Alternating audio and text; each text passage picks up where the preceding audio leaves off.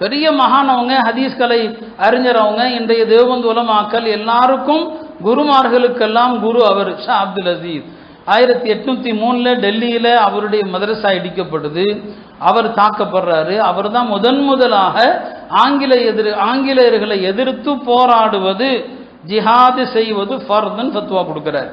அந்த ஃபத்வாவுக்கு பிறகுதான் நாட்டில் ஆங்கிலேய எதிர்ப்பு போராட்டம் என்பது தீவிரம் எடுக்குது. அது வரைக்கும் அந்தமா இருக்குது. 803 ஷா அப்துல் அசீஸ் ரஹமத்துல்லா அலைஹி ஃபத்வா கொடுக்குறாங்க, இந்தியா என்பது தாருல் ஹர்ப், இது ஆங்கிலேயர்கள் ஆட்சி செய்கிற யுத்த நாடு. இந்த நாட்டில் முஸ்லிம்கள் ஆங்கிலேய ஆட்சி ஓய்கிற வரை போராட வேண்டும்.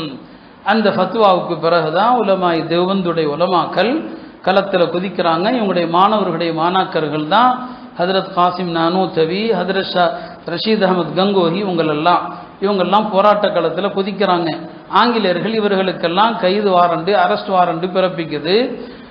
மௌலானா காசிம் நானூத்தவி அவங்கள தேடுறாங்க. மக்கள்லாம் சொல்கிறாங்க, ஹதரத் நீங்கள் தயவு செஞ்சு மறைஞ்சிருங்க, நீங்கள் ஜெயிலுக்கு போய் ஷஹீத் ஆகிட்டா உங்களுக்கு அந்தஸ்து கூட, ஆனால் எங்களுக்கு நீங்கள் தேவை, கொஞ்ச நாள் நீங்கள் தயவு செஞ்சு ஒளிஞ்சு மறைஞ்சிருங்கன்னு சொல்லி மக்கள் நிர்பந்திக்கிறதுனால ஹதரத் அவர்கள் தேவபந்துடைய ஒரு கட்டடத்தில் மறைஞ்சிருக்கிறாங்க. 3 நாள் இருந்தாங்க. 4வது நாள் வெளியே வந்துட்டாங்க. ஹதரத் இன்னும் வாரண்ட் இருக்குது, நீங்கள் வந்துட்டீங்களேன்னு சொல்லி பெருமானார் சவுர் குகையில் 3 நாள் தான் மறைஞ்சாங்க. 3 நாளைக்கு மேலே மறைந்திருப்பது சுன்னத்து இல்லை. அங்கேயும் சுன்னத்தை கடைபிடிக்கிறாங்க. 4வது நாள் வெளியே வந்துட்டாங்க. ஹதரத் ஒரு கிராமவாசி மாதிரி சாதாரணமாக தான் இருப்பாங்க. தேவபந்துடைய நிறுவனர் தான், ஆனால் சாதாரணமாக இருப்பாங்க. தார்லூமுடைய பள்ளியில் ஹதரத் அவர்கள் உட்கார்ந்து எழுதிட்டு இருக்கிறாங்க. யாரோ ஒருத்தர் ஆங்கிலேயர்களுக்கு தகவல் கொடுத்துட்டான், மௌலானா காசிம் நானூத்தவி பள்ளியில் இருக்கிறாங்கன்னு சொல்லி. ஆங்கிலேயர்கள் தகவல் கிடைத்து வர்றது மௌலானாவுக்கு தெரிஞ்சு போச்சு. மௌலானா ரொம்ப புத்திசாலி. இந்த இடத்துல உட்காந்து எழுதிட்டு இருந்தவங்க தன்னுடைய இடத்த மாற்றி கொஞ்சம் தள்ளி உட்காந்து எழுதிட்டு இருக்கிறாங்க. ஆங்கிலேய படைகள் உள்ளே வர்றாங்க. பார்க்குறாங்க, யாரோ ஒரு அப்பாவி ஒரு ஓரமாக உட்காந்து எழுதிட்டு இருக்கிறாரு. தன்னை கைது செய்ய வர்றதா இருந்தால் ஒரு மனுஷனுக்கு எவ்வளோ பயம் இருக்கும். அது ஆங்கிலேய அரசு வந்தா. மௌலானாவை பார்த்து காசிம் நானூத்தவின்னு என்று அவர்கள் நினைக்கல. அவங்கள யாரோ நினச்சி அவர்கிட்ட போய் கேட்டாங்க, இங்கே காசிம் நானூத்தவி எங்கன்னு சொல்லி. கொஞ்ச நேரத்துக்கு முன்னால் அங்கே உட்காந்துருந்தாரு, போய் தேடி பாருங்கன்ட்டான். பழைய இடத்த காட்டி கொஞ்ச நேரத்துக்கு முன்னால் இங்கே உட்காந்துருந்தாங்க, போய் தேடி பாருங்கன்ட்டான். அந்த ஆள்கள் அதை நம்பி வெளியே வந்துட்டாங்க. மௌலானாவும் வெளியே வர்றாங்க. அங்கே இருக்கிற வெளியில் இருக்கிற ஃபோர்ஸ் நினச்சிக்கிட்டாங்க, சரி யாரோ உள்ள வேலை செய்கிற ஆள் போல் தருதுன்னு சொல்லி. ஆக இப்படி மௌலானா அவர்கள் அதிலிருந்து தப்பித்தாங்க. ரஷீத் அஹமது கங்கோஹியை கைது பண்ணி முசஃபர் நகர் கொண்டு போயிட்டான். முசஃபர் நகர் சிறையில் மௌலானா கங்கோஹி அவர்களை அடைச்சி வச்சிருக்கிறான். மௌலானா அவர்களை சிறையில் அடைத்தா என்ன ஆகுது? சிறைச்சாலையில் திருடர்கள், கொள்ளையர்கள், பல்வேறு தவறுகள் செய்த குற்றவாளிகள்லாம் உள்ளே இருக்கிறாங்க. முஸ்லிம்கள், காஃபிர்கள் எல்லாரும் இருக்கிறாங்க. ஆன்மீக பெரியார்களுடைய திக்ர் இருக்கிறது, அதற்கு பெரிய தாக்கம் இருக்குது. நம்மள மாதிரி சாதாரண பாவம் செய்யக்கூடியவர்கள் திக்ர் செஞ்சால் அது உள்ளத்தை போய் தொடாது. மௌலானா கங்கோஹி காலை மாலை தஹஜுதில் அவங்க தானாக திக்ர் செய்கிற நேரத்தில் இந்த குற்றவாளிகள் எல்லாம் சேர்ந்து திக்ர் செய்ய ஆரம்பிச்சிட்டாங்க. பார்த்தா அந்த சிறைச்சாலையே இல்லல்லாஹ்ங்கிற அந்த திக்ரில் அப்படியே அதிருது. ஆங்கிலேயர்கள் சொன்னாங்க, இது விட்டால் கொஞ்ச நாளில் இது கங்கோஹுடைய கான்காக மாறிடும் போல் தருது. அடைக்கப்பட்டிருப்பது முசஃபர் நகரில்.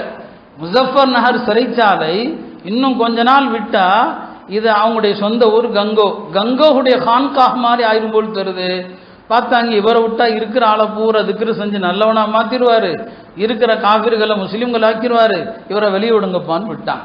இப்படித்தான் இந்த நாட்டுக்காக நம்முடைய பெரியார்களும் நம்முடைய அறிஞர் பெருமக்களும் அவ்வளவு தியாகங்கள் செஞ்சாங்க. அதற்கு பிறகு ஷேகுல் ஹிந்த் ரஹமத்துல்லா அலை காசிம் நானூத்தவி கங்கோஹியுடைய மாணவர். ஷேகுல் ஹிந்த் அவர்கள் தாருலும் தேவபந்துடைய தலைமை உஸ்தாதாக இருக்கிறான். உஸ்தாதாக இருக்கிற காலத்தில் ஆங்கிலேயருடைய அட்டூழியங்கள் நாளுக்கு நாள் அதிகமாகிக் கொண்டே வருது. இப்போ ஹதரத் யோசிக்கிறாங்க, இவர்களிடத்தில் இருக்கிற பலம் அதிகமாக இருக்கு, கொஞ்சம் பலமும் வேண்டும் இல்லையா? இப்போ என்ன செய்யலான்னு ஹதரத் அவர்கள் யோசிக்கும் போது தான் அவங்களுக்கு ஆப்கானிஸ்தானில் நிறைய மாணவர்கள் இருக்கிறாங்க. மௌலானா உபைதுல்லா சிந்தி அவங்களுடைய ஒரு வரலாறு தனியாக சொல்லணும். அவங்க சீக்கியராக இருந்து முஸ்லீமானவங்க. மௌலானா உபைதுல்லா சிந்தி ஷேகுல் ஹிந்துடைய மாணவர்.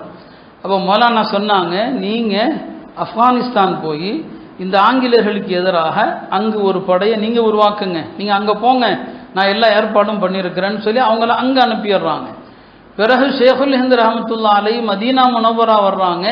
அங்கே துருக்கியர்களோடு சேர்ந்து ஒரு படையை உருவாக்கி திட்டம் என்னன்னா இவங்க எல்லாரும் சேர்ந்து இந்த ஆங்கிலேய அரசாங்கத்தை எதிர்க்க வேண்டும் என்பதுதான் திட்டம். ஆனால் அங்கேயும் எல்லா இடங்களிலும் காட்டி கொடுக்கிற சில பாவிகள் இருப்பாங்க இல்லையா. மௌலானா அவர்கள் மக்கா வந்த நேரத்தில் அங்கு கைது செய்யப்படுறாங்க. கைது செய்யப்பட்டு அந்தமான்ல மால்டா சிறையில் மிகுந்த சிரமத்திற்குள்ளாக்கப்பட்டாங்க. வெள்ளிக்கிழமை ஜும்மா கூட தொழ முடியாது. அங்கு சிறையில் உடன் அடைக்கப்பட்டவர்கள் சொல்லுவாங்க, வெள்ளிக்கிழமை ஆனால் ஜும்மா தொழுக முடியாது, நாங்கள் ஊரில் இருந்தால் ஜும்மாவுக்கு நடந்து போவோம் இல்லையா, சிறையிலேயே கொஞ்சம் தூரம் தொலை போகிற மாதிரி நடந்துட்டு வந்துடுவோம். உள்ள ஷேகுல் ஹிந்த் அவர்களுக்கு கடுமையான துன்புறுத்தல், யார்த்தையும் சொன்னதே கிடையாது.